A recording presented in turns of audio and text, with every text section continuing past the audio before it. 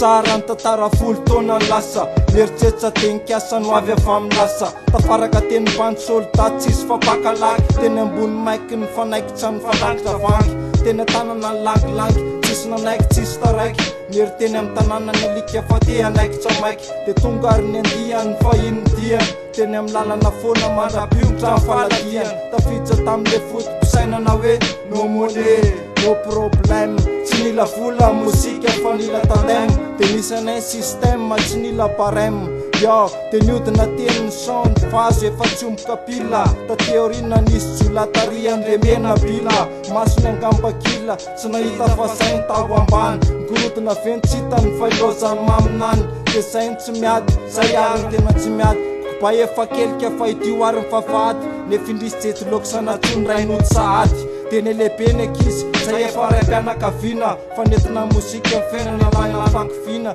na misy tsy fampina zay ny lavorary fa ezaka mba iaina sy anjaka amin'ny zavaboary ririndasany tsy tsarona fahatrena ny ankehitriny fandozana ny akamatsy adimy mandrakiny fa misy ny tsirariny ny abibina sy ny tariny mandatsatranomasy rehefa iny mahita ny sariny finosoko ny tala troako ny tala somary asiky vita amin'ny satsotsoy amin'izay tsy miala fa mivokotsy milamo alahelo tsy mampinakany mbola noty amin'izay tsy matahotra sao de faniny de nandao le jetyloko sanefa nandao mba hita zarapony napetsany deklasy tamasia rapifefana taimbava nitetra manzay ratsy fanasy miaramila satana rehetra nirapony kosy io fa toizanay hatrany farany fefasorona ao ambaniny tany nay soratra sy ny atsarany io no arena fa sanatry ny kely soroka ambony foana ny orina fa zay tsy atahotra voroka zany ary ny kendaroroka fa mifainana mitoy alahelo hoany martiry tsaroe fa zay tsy mahafoy